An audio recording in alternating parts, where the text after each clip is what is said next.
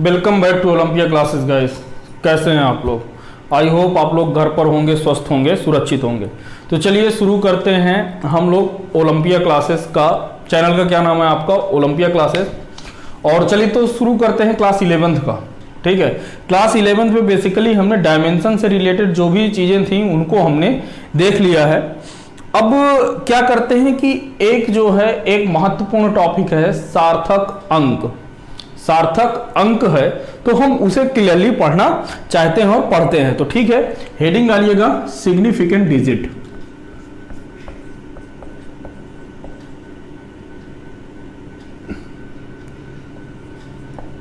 Significant digit जिसे क्या कहते हैं?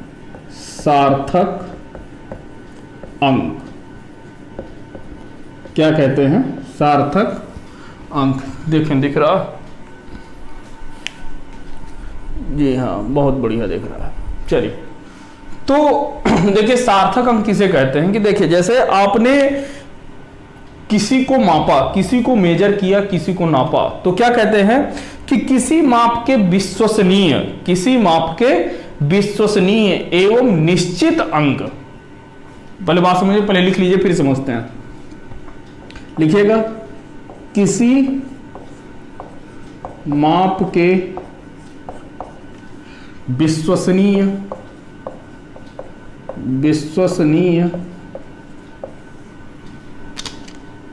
और निश्चित अंक तथा अंतिम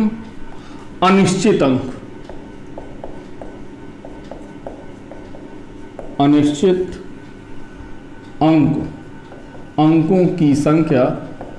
अंकों की संख्या सार्थक अंक कहलाती है। सार्थक अंक कहलाती है। क्लियर? तो क्या लिखा होगा? किसी माप के विश्वसनीय और निश्चित अंक तथा अंतिम अनिश्चित अंकों की संख्या क्या कहलाती है? सार्थक अंक कहलाती है। देखिए जैसे एग्जांपल में दे रहा हूं तो लिखिएगा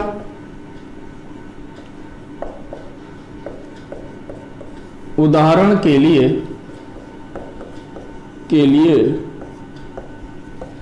यदि किसी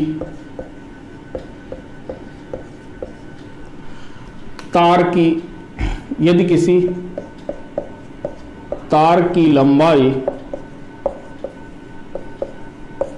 1.542 मीटर है तो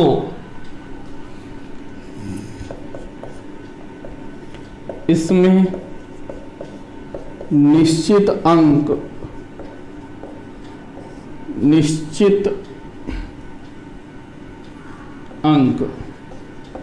देखिए अब बात समझिएगा, यहीं पर महत्वपूर्ण चीज आ रही है। क्या है कि आपने क्या लिखा है? 1.542 मीटर, 1.542 मीटर लिखा है आपने।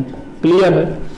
अब यहां से क्या हो रहा है यदि आप ध्यान से देखो तो बेसिकली है क्या कि यदि आप किसी तार की लंबाई नाप रहे हैं, क्या नाप रहे हैं? लंबाई माप रहे हैं, तो होगा क्या ये कि देखिए 1.54, भाई जो भी आपकी मापने में त्रुटि आएगी, हो सकता है 2 की जगह 3 हो, ठीक है, 2 की जगह 4 हो, 1 हो, तो त्रुटि कहां पर आ रही है आपकी? यदि मापेंगे तो मापने में जो, भाई आप ऐसा तो माप नहीं सकते ना कि अभी आप इतना नापे हैं तो 1.6 माप लो, ये तो होगा नहीं भाई। इसकी जगह पर इतनी बड़ी गलती तो नहीं करोगे ना। गलती क्या करोगे आप कि ये जो 2 लिखा हुआ है, हो सकता है इस 2 की जगह पर ये पूरी जो माप लिखा है आपने ऐसे लिख दो, ठीक है। तो किसकी जगह पर अंतर हुआ?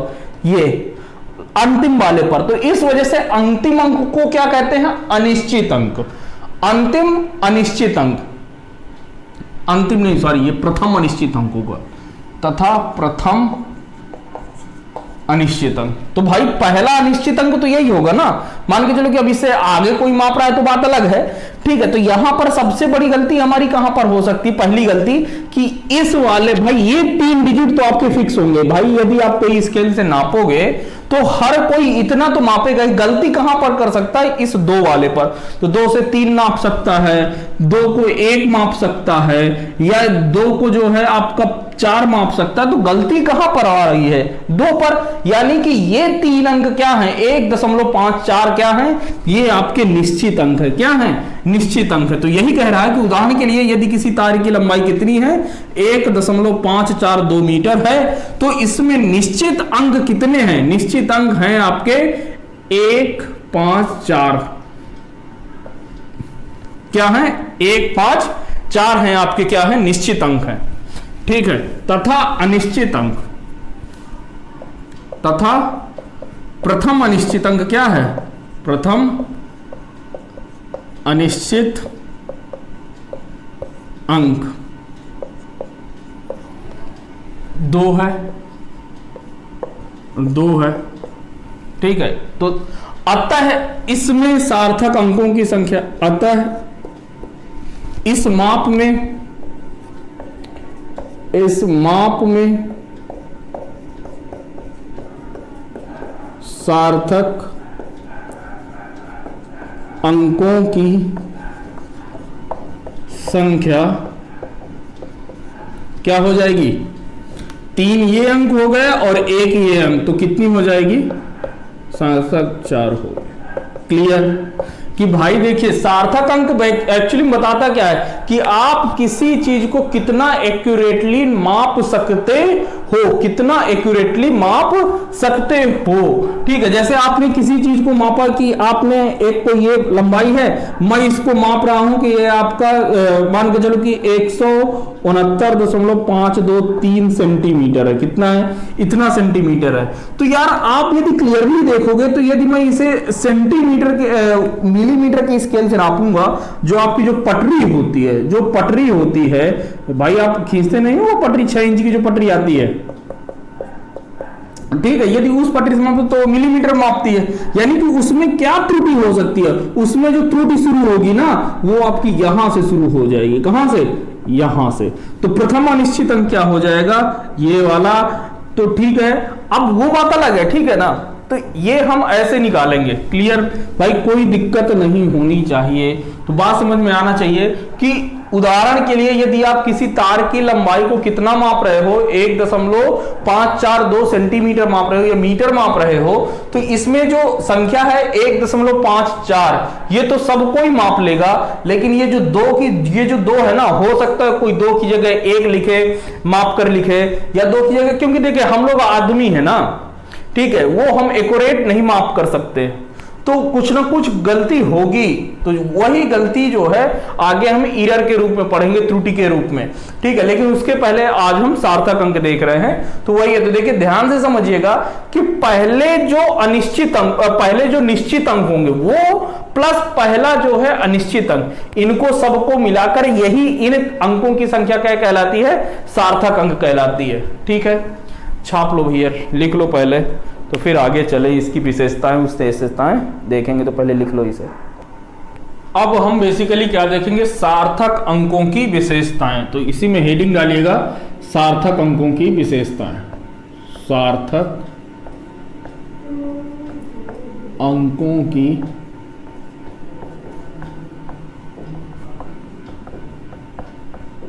विशेषताएं, ठीक है। तो इसमें पहला है कि सार्थक अंक आपकी किस पर निर्भर करेंगे, कि आप किस यंत्र की सहायता से माप रहे हो, ठीक है।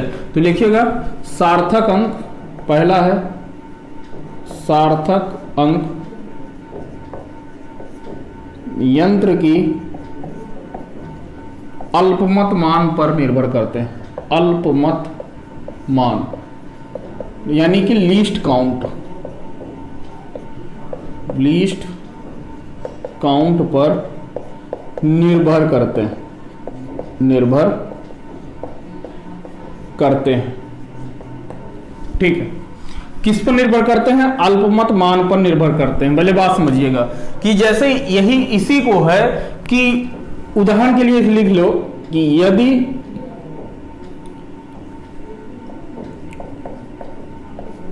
किसी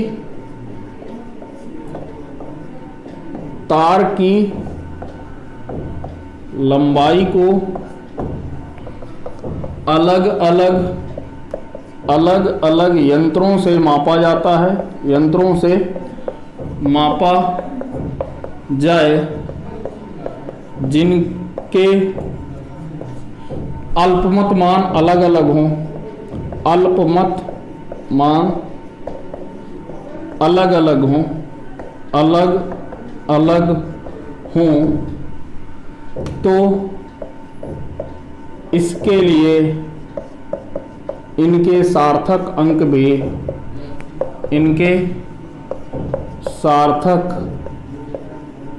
भी अलग अलग होंगे, अंक भी अलग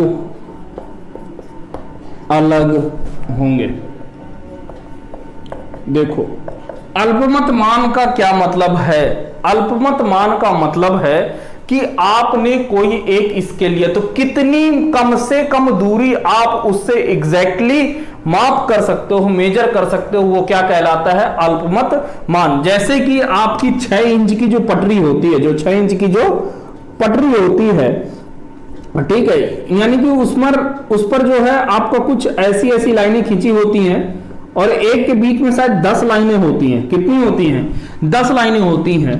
तो यहां से यदि आप देखोगे तो इसका जो अल्पमत मान है भाई वो कितना होता है? जो आपके पास जो स्केल होती है उसकी कितनी होती है? 1 मिलीमीटर। कितनी होती है? अल्पमत मान कितना होगा? 1 मिलीमीटर। यानी ये कम से कम कितनी दूरी नाप सकता है? 1 मिलीमीटर की दूरी है क्या कर सकता है? माप सकता है। तो इसी को जो ऐसी दूरी जो कोई यंत्र जो है जिसकी सहायता से हम नाप रहे हैं वो सबसे कम दूरी मापे, उसे क्या कहते हैं? अल्पमत मान कहते हैं। क्लियर? उसे क्या कहते हैं? अल्पमत मान कहते हैं। ठीक है, उदाहरण के लिए देखो, जैसे उदाहरण यदि देखें हम, यदि किसी तार की लंबाई की माप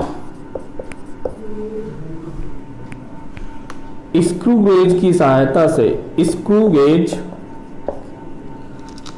द्वारा, देखिए स्क्रू गेज तो इसका मैं लीस्ट काउंट इसके अंदर लिख रहा हूं, तो लीस्ट काउंट 001 सेंटीमीटर, ये इसका लीस्ट काउंट है। मतलब स्क्रू गेज सबसे कम कितना नाप सकता है? इतना, 0.001 सेंटीमीटर माप सकता है।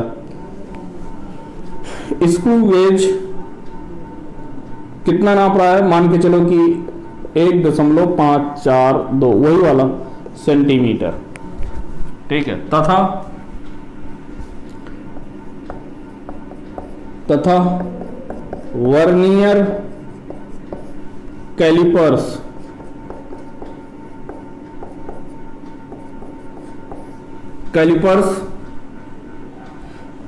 इसका जो है लीस्ट काउंट है वो मान के चलो कि 0.01 सेंटीमीटर। यह नापता है आपका कितना? 15.42 सेंटीमीटर। तथा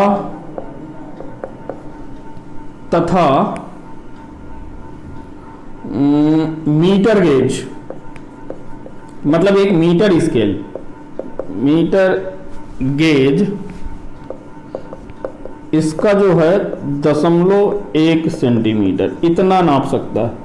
ये जो अल्पमत मान है इनके लिखे हुए हैं, लीस्ट काउंट लिखा हुआ। क्या लिखा हुआ मेरे भाई?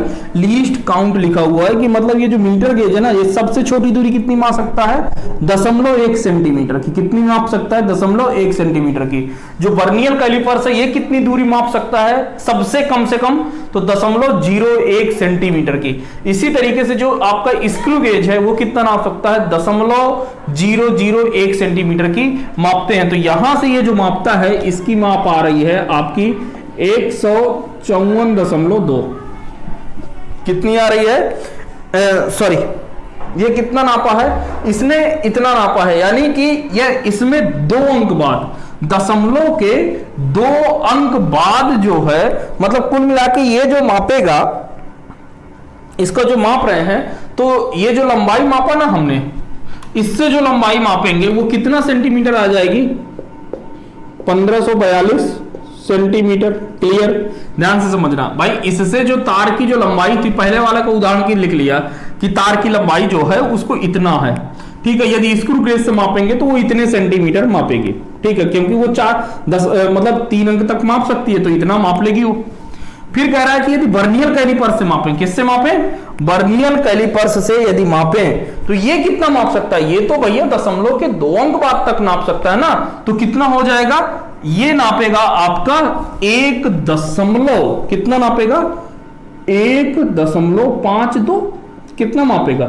1.54, सॉरी, कितना नापेगा? 1.54, क्योंकि ये कितने अंक तक माप सकता है? 0.2 अंक तक, तो भाई इतना ही तो मापेगा, इससे ज्यादा तो हम माप भी नहीं सकते। और ये जो मीटर गेज है ये कितना मापेगा? ये दशमलव के कितने अंक, 1 अंक बाद तक, तो मतलब कितना हो जाएगा? 1.5 सेंटीमीटर, ठीक है। ये सब सेंटीमीटर, मतलब देखो ये कितना नाप सकता है, तो ये आपका माप सकता है 1.542 सेंटीमीटर। कितना माप सकता है? 1.542 सेंटीमीटर। क्यों? क्योंकि इसका लीस्ट काउंट कितना है? 0.001 है, मतलब दशमलव के 3 अंक बाद तक की ये संख्या माप सकता है, तो माप लिया। कितनी है? तो यहां पर सार्थक अंक कितने हो जाएंगे? 4, 1 2 3 4, ठीक है। यहां पर सार्थक अंक कितने हो जाएंगे? 3। यहां पर सार्थक अंक 2 हो जाएंगे। तो देखा आपने कि लिख लीजिए पहले, अतः अलग अलग यंत्रों के लिए, अलग अलग यंत्रों के लिए इनके सार्थक अंक कितना है? पहले वाले के लिए 4, 3 व 2 है, ठीक है। तो यदि स्क्रू गेज के लिए पूछेगा तो कितने तक माप सकते हैं? इतने तक। तो देखिए, जिनकी अल्पमत होती है, लीस्ट काउंट होता है, उसी के अनुसार उसके सार्थक अंक भी बदल जाते हैं। क्लियर? देखिए दूसरा क्या है कि सार्थक अंक जो है ना, आपके सार्थक अंक में दशमलव का स्थान जो है सार्थक अंक को प्रभावित नहीं करता है। तो लिखिएगा, किसी संख्या में दशमलव उस दशमलव का स्थान सार्थक अंकों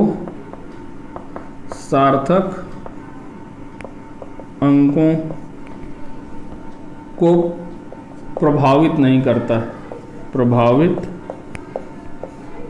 करता है। देखो जैसे एग्जाम्पल देखो कि जैसे आपने यही लंबाई लिखा है कि कितना है, 1.542 सेंटीमीटर आपने लिखा, ठीक है।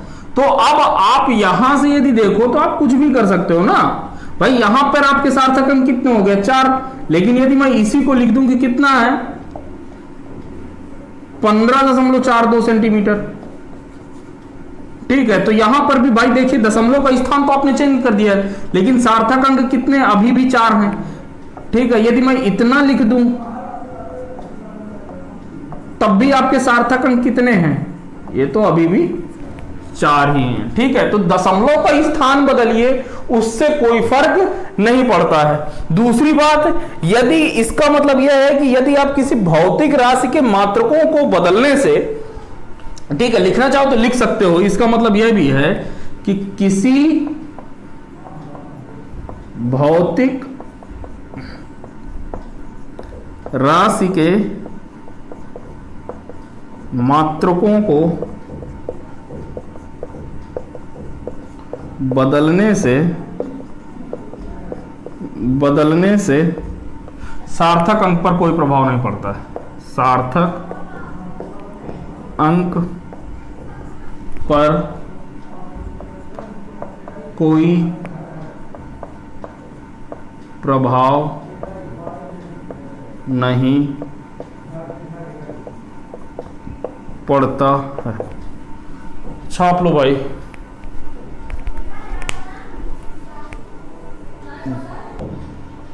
अगला विशेषता है तीसरी कि सार्थक अंकों की संख्या लिखेगा, सार्थक अंकों की संख्या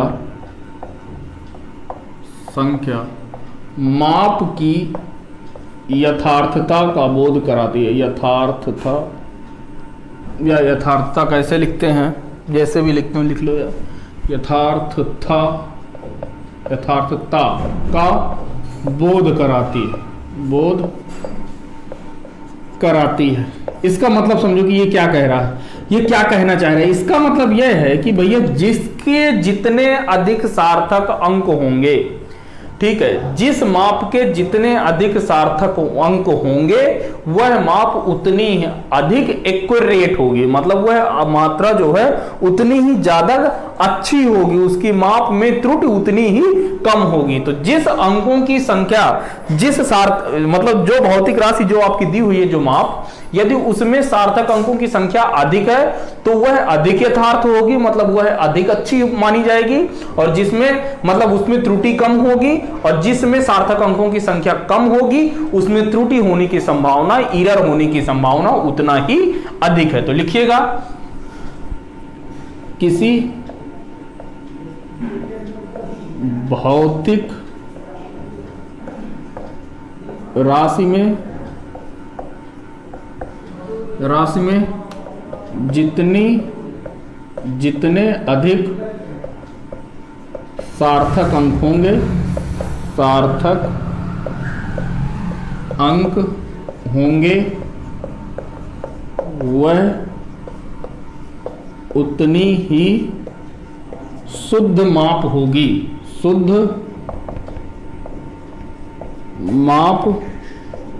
होगी, तथा जितने कम सार्थक अंक होंगे उसमें त्रुटि की संभावना अधिक होगी।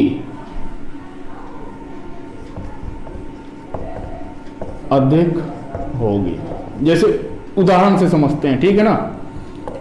देखो एग्जांपल देखो, जैसे आपने क्या किया, कोई गेहूं मापा, ठीक है, और वहां पर आपने माप के लिख दिया कितना, 5.7 गुणे 10⁻³ kg, कितना लिख दिया, इतना आपने लिख दिया। तो इसमें सार्थक अंक कितने हैं, 2 हैं, ठीक है। अभी मैं आपको रूल लिखवा दूंगा कि सार्थक अंक कैसे मापते हैं, तो पहले आप समझ लीजिए कि इसमें सार्थक अंक मान लो कितने हैं, 2 हैं, एक ये 5 हो गया और एक ये 7 हो गया।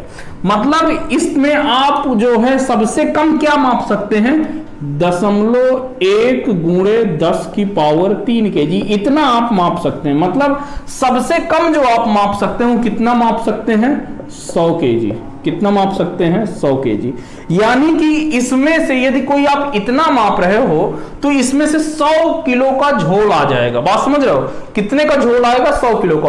हो सकता है ये कितना है, 5700 किलो है, तो हो सकता है आप 5700 किलो ना माप करके कितना झोल कर सकते हो, मतलब कितना माप सकते हो। तो हो सकता है 5700 की जगह पे आपको कोई 5600 माप रहा हो, या वो आपको कितना माप रहा हो, 5800 माप रहा हो, ठीक है। हो सकता है वो इस पर ना पहुंचे, ठीक है। तो कितना ज्यादा झोल हो गया, तो यहां पर आपको 100 किलो या तो कम तौलोगे या अधिक तौल लोगे, ठीक है, क्लियर। क्योंकि यहां पर अभी देखो ये कोई लिखा हुआ है किसी जगह पर 5.70 गुणे 10⁻³ kg, ठीक है। तो अब आप यहां पर दशमलव के कितने अंक बाद तक है, 2 अंक बाद तक, तो यानी कि 0.01 गुणे 10⁻³ kg, क्लियर। तो यहां से यदि आप देखो तो ये क्लियरली कितना है, ये तो आपका 10 किलो है ना, तो यहां पर आप मैक्सिमम कितना झोल दे सकते हो, 10 किलो भैया। ठीक है, तो चलो आप कितना ज्यादा गलती करोगे, 10 किलो की, तो यानी कि भाई यहां पर आपने कितना गलती किया, ये हो जाएगा आपका इतना 10,690 से आप कितना नाप सकते हो, 5,710 तक। इतना ही तो भाई, इतनी ही तो गलती आप कर सकते हो कि 0 की जगह पर 1 आ जाएगा या 7 की जगह पर यहां पर आपका 90 हो जाएगा। तो आप 10 किलो का जोड़ कर सकते हो, या तो 10 किलो इससे कम तौल दोगे या ज्यादा तौल दोगे। ठीक है, इतना ही जोड़ कर सकते हो। और यदि कहीं ऐसा लिखा हो 5.700 गुणे 10 की पावर 3, ठीक है, तो यहां पर आप कितना तौल रहे हो, दशमलव के बाद कितने अंक है, 3 अंक, ये केजी। अब आप यहां पर 1 केजी, तो कितना ज्यादा झोल कर दिया आपने, 1 केजी का, भाई कितना झोल हुआ 1 केजी का। तो आप कितना लिख सकते हो भाई, आप इसको जो है यदि आप इसको तौलोगे 5700 किलो को, तो आप या तो इतना तौलोगे या आप इतना तौलोगे। ठीक है, तो आप कितना ज्यादा तौल रहे हो, 1 किलो। तो भैया कहां 100 किलो का अंतर आप लोचा कर रहे थे और यहां पर आप 1 किलो का लोचा कर रहे हो, तो कौन सा बेटर है नापने तौलने के लिए, ये वाला। तो अच्छा, तो इसके सार्थक अंक कितने हैं, तो देखो यहां पर सार्थक अंक आपके कितने हैं, 1 2, ऊपर पर कितने हैं, 2। तो यानी कि सार्थक अंक कम तो लोचा ज्यादा, यानी त्रुटि होने की संभावना अधिक है। सार्थक अंक बढ़ा तो देखो त्रुटि थोड़ा सा कम हो गई, अब 10 किलो का ही लोचा कर रहे हो आप। यहां पर कितने हैं सार्थक अंक, 3, 1 2 और ये 3, 0 3। एक यहां पर कितने हैं, 4, 1 2 3 4। तो यह कुल मिला के ऐसे है कि आपकी जैसे जैसे सार्थक अंकों की संख्या क्या होगी मेरे भाई, बढ़ती जाएगी। जैसे जैसे आपके सार्थक अंकों की संख्या क्या होगी, बढ़ती जाएगी, वैसे वैसे आपकी शुद्धता जो है, माप में शुद्धता उतनी ही अधिक आएगी। क्लियर है, नोट कर लो भाई। ठीक है, अच्छा एक चीज और लिख लो फिर बाद में नोट करो। ठीक है, नोट करो। अगला चौथा नंबर है कि क्या कह रहा है कि जितने ज्यादा सार्थक अंक होंगे प्रतिशत त्रुटि उतनी ही कमी होगी। तो लिखिएगा, किसी माप में जितने अधिक सार्थक अंक होंगे,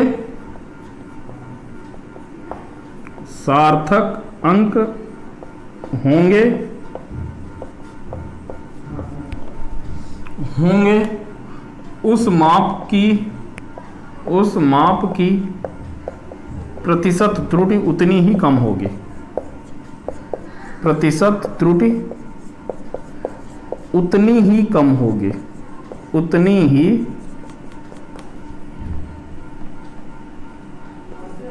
कम होगी।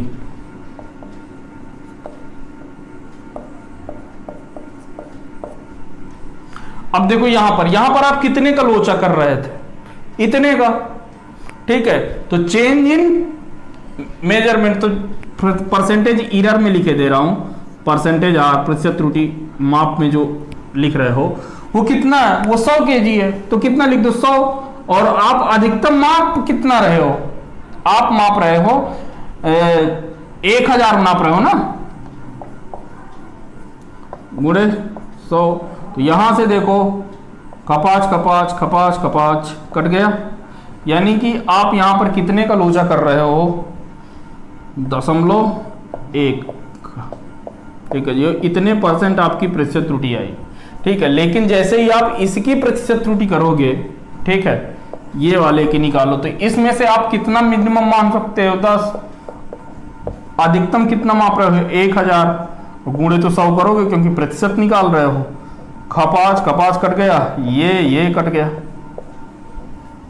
ठीक है, तो यहां से यदि आप देखो तो क्लियरली ये क्या है कि प्रतिशत त्रुटि जितनी ज्यादा होगी, सॉरी इसको भी मत लिखो क्योंकि जब प्रतिशत आएगा तब ये आपको और अच्छे से क्लियर हो जाएगा। तो पहले समझो कि किसी माप में जितने अधिक सार्थक अंक होंगे उसके लिए आपका क्या होगा, प्रतिशत त्रुटि का मान उतना ही अधिक कम होगा। ठीक है, आप पहले इसको लिख लो, फिर हम देखते हैं कि सार्थक अंक मापते कैसे, मेजर कैसे करते हैं। तो पहले इसे नोट कर लो आप। लिखिए, अगली हेडिंग डालिएगा, सार्थक अंकों को ज्ञात करने के नियम।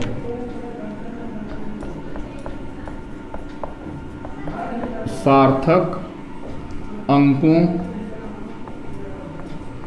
को ज्ञात करने के नियम। ठीक है, सार्थक अंक हम लोग कैसे निकालेंगे, उनके नियम देखिए। तो पहला है कि सभी नॉन जीरो, मतलब जितने भी अशून्य अंक होंगे वो सब क्या है, सार्थक अंक होते हैं। तो लिखिएगा, सभी अशून्य अंक, सभी अशून्य अंक सार्थक अंक होते हैं। सार्थक अंक होते हैं। क्लियर हुआ कि सभी नॉन जीरो डिजिट क्या होती हैं, सिग्निफिकेंट डिजिट होती हैं। क्या होती है मेरे भाई, सिग्निफिकेंट डिजिट होते हैं। जैसे कहीं लिखा हुआ है, एग्जाम्पल में लिख लो 2.3431, कहीं ऐसा लिखा हुआ है, तो यहां पर सभी नॉन जीरो हैं, तो सार्थक अंक कितने हो जाएंगे आपके, 5 अंक, 1 2 3 4 5। तो सार्थक अंक कितने हो गए, 5 सॉरी, सार्थक अंक आपके कितने हो गए, 5। सार्थक अंक आपके 5 हो गए। अगला है दूसरा नंबर कि दो शून्येतर अंकों के बीच में जितने भी शून्य होते हैं वो सब क्या होते हैं, सार्थक अंक होते हैं। तो लिखिएगा, दो शून्येतर अंकों के बीच में, के बीच के मध्य के सभी शून्य सार्थक अंक होते हैं। सार्थक अंक होते हैं।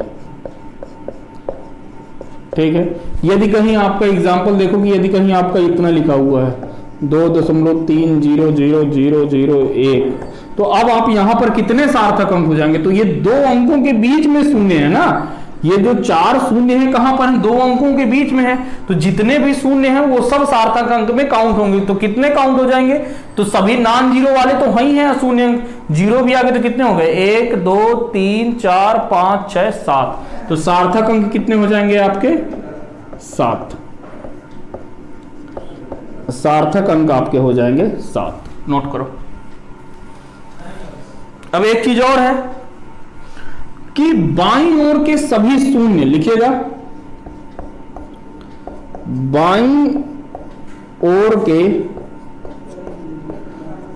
सभी शून्य सार्थक अंक नहीं होते। सार्थक अंक नहीं होते हैं।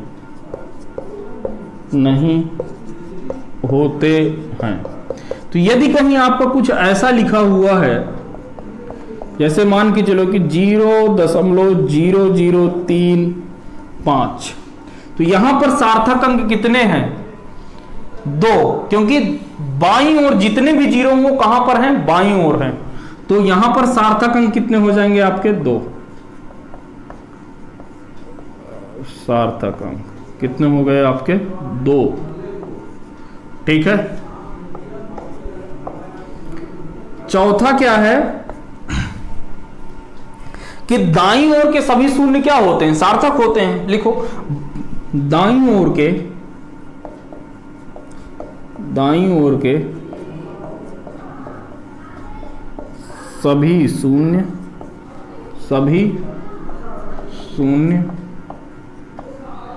सार्थक होते हैं। सार्थक अंक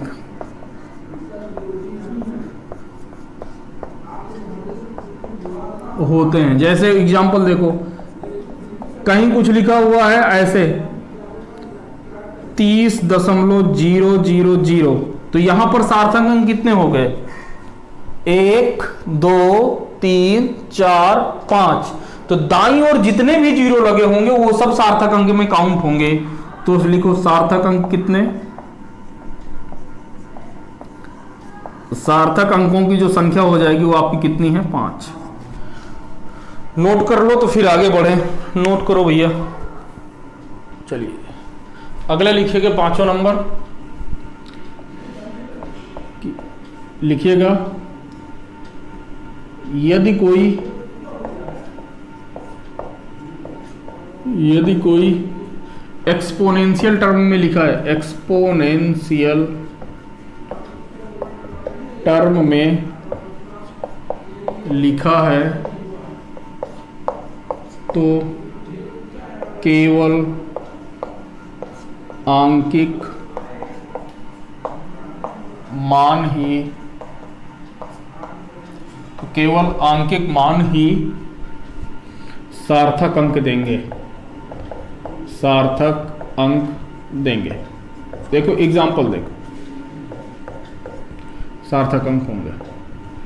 एग्जाम्पल देखो, जैसे कि कहीं ये दिया हुआ है, कहीं लिखा हुआ है 3.47 गुणे 10 की पावर 3, तो ये जो घात लगी हुई है ये एक तरीके से क्या है, एक्सपोनेंशियल टर्म में है।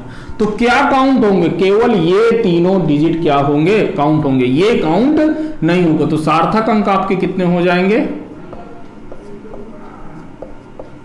सार्थक अंक होंगे आपके 3। ठीक है। यदि कहीं लिखा हुआ है कि ये लिखा हुआ 3.48 गुणे e की पावर 10, तो यहां पर सार्थक अंक आपके कितने होंगे, 3। ठीक है, बात समझो, सार्थक अंक कितने हो जाएंगे, 3। क्लियर। अब इसी तरीके से यदि कोई भी पावर में लिखा हो तो उसको नहीं देखना। छठा है, क्या लिखोगे कि यदि किसी भौतिक राशि में किसी संख्या का गुणा या भाग करते हैं तो भौतिक राशि के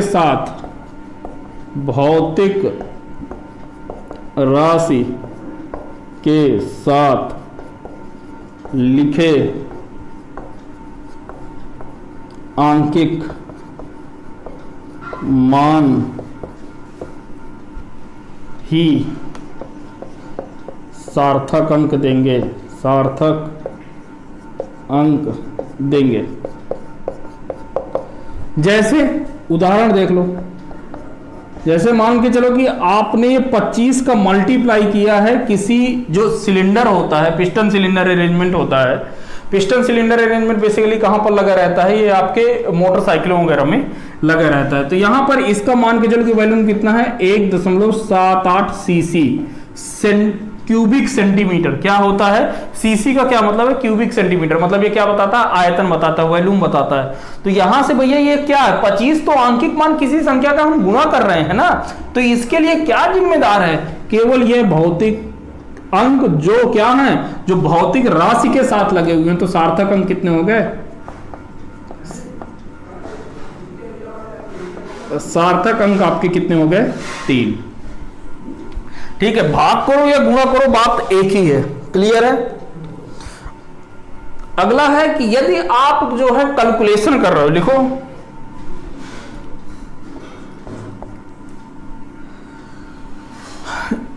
इन केस ऑफ कैलकुलेशन, लिख लो इन केस ऑफ कैलकुलेशन, मतलब यदि किसी भौतिक राशियों को आप क्या कर रहे हो, जोड़ रहे हो, घटा रहे हो, गुणा कर रहे हो, भाग कर रहे हो, देखते हैं क्या करते हैं इन केस ऑफ कैलकुलेशन। तो पहला है 7वां नंबर, ए नंबर पे, ये 7वां नंबर है कि यदि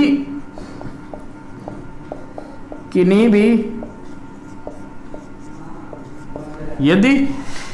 भी भौतिक राशि को हम जोड़ रहे हैं या घटा रहे हैं, यदि किन्हीं भी भौतिक राशियों को हम जोड़ रहे हैं या घटा रहे हैं तो हमारा उत्तर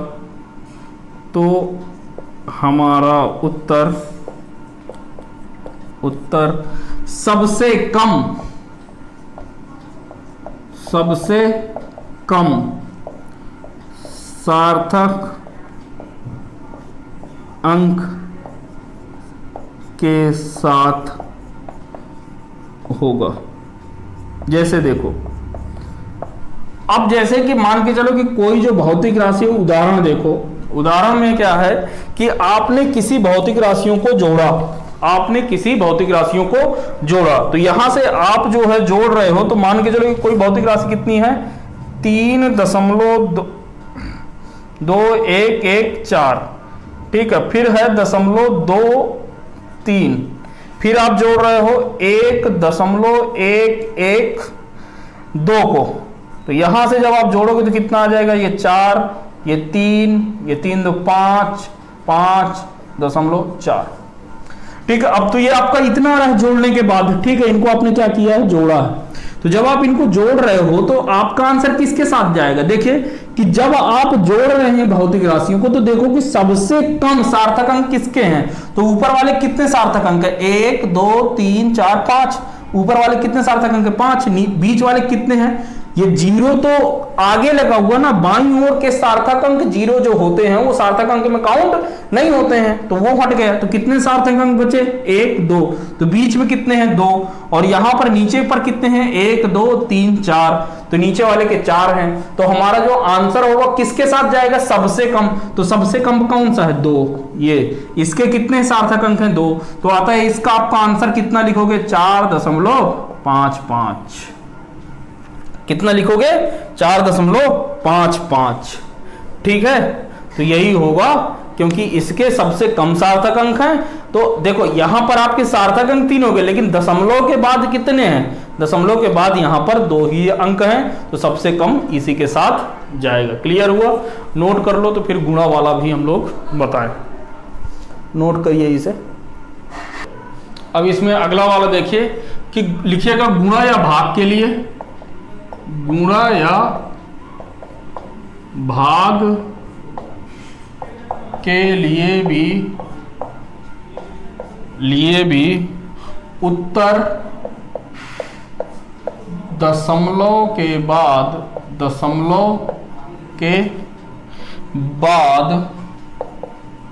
सबसे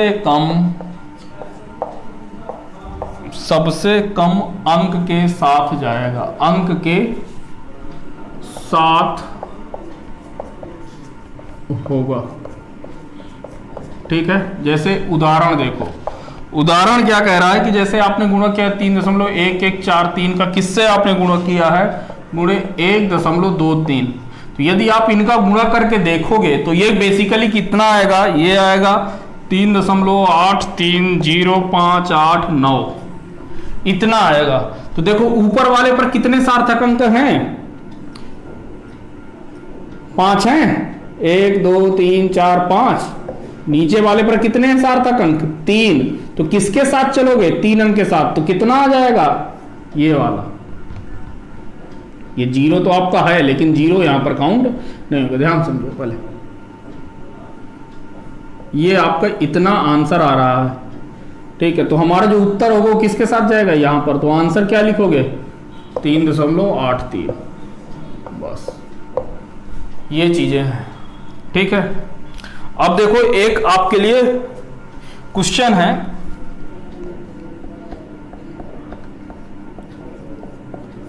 उत्तर में दिए हुए सबसे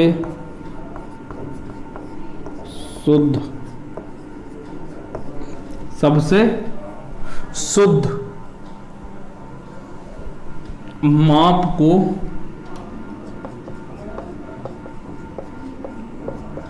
बताइए।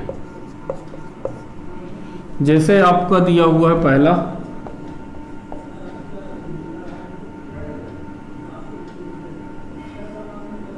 $30.0, दूसरा दिया हुआ है 30.00, तीसरा दिया हुआ है 0.3 गुणे 10 की पावर 3। चौथा क्या दिया हुआ है? चौथा आपको दिया हुआ है 0.03। तो देखो इसमें से यदि आप सबसे शुद्ध को पहचानोगे तो सबसे शुद्ध के लिए किसके पास जाओगे? वह सबसे शुद्ध होगा जिसके सार्थक अंक क्या होंगे? सबसे अधिक होंगे। सबसे शुद्ध माप के लिए क्या होगा? सार्थक अंक सबसे ज्यादा, सार्थक अंक क्या होंगे? सबसे अधिक होंगे। तो सार्थक अंक देखो, तो पहले वाले में सार्थक अंक कितने हैं भाई? आपको मैंने बता रखा कि दाईं ओर के जितने भी जीरो होंगे, दाईं ओर के जितने भी जीरो होंगे वो सब क्या होंगे? सार्थक अंक होंगे। तो इसके सार्थक अंक कितने हैं? 1 2 3। तो सार्थक अंक इसमें कितने हैं? 3 हैं। इसमें कितने हैं? 4 हैं। ये एक्सपोनेंशियल टर्म वाला है, तो यहां पर कितने सार्थक अंक जाएंगे? केवल आंकिक मान इस पर तो 0.3 है। तो आपको पता है कि बाईं ओर के तो जितने भी जीरो होते हैं उन्हें सार्थक अंक मानते हैं, तो यहां पर कितना हो जाएगा? केवल 1 सार्थक अंक होगा। यहां पर कितना? यहां पर भी आपका कितने सार्थक अंक हो जाएंगे? ये आपके सार्थक अंक हो जाएंगे 1। यहां पर भी कितना सार्थक अंक होगा? 1, क्योंकि बाईं अंक के जो जीरो होते हैं उनको सार्थक अंक नहीं मानते। तो इसका सार्थक अंक और इसका सार्थक अंक क्या हो गया? समान। तो सबसे शुद्ध के लिए किसके साथ जाना है? सार्थक अंक जिसके पास सबसे अधिक होंगे। तो किसके पास सबसे अधिक है? इसके पास। That's your answer. ठीक है, तो देखिए आज का लेक्चर हम यहीं पर कंप्लीट करते हैं, क्योंकि सार्थक अंक से जो भी क्वेश्चन बनते हैं वो इसी टाइप के बनेंगे और इस टाइप के क्वेश्चन आप लोग सॉल्व कर लेंगे। तो कल हम लोग एक बहुत ही बढ़िया आईआईटी का क्वेश्चन करेंगे, ठीक है, अगले लेक्चर पे। और आपके क्या करेंगे कि जो त्रुटि वाले क्वेश्चन है, एरर जो है, एरर पढ़ेंगे, त्रुटि पढ़ेंगे कि वो क्या होती है। ठीक है, तो चलते हैं, मिलते हैं आपसे अगले लेक्चर में। तब तक के लिए थैंक यू वेरी मच।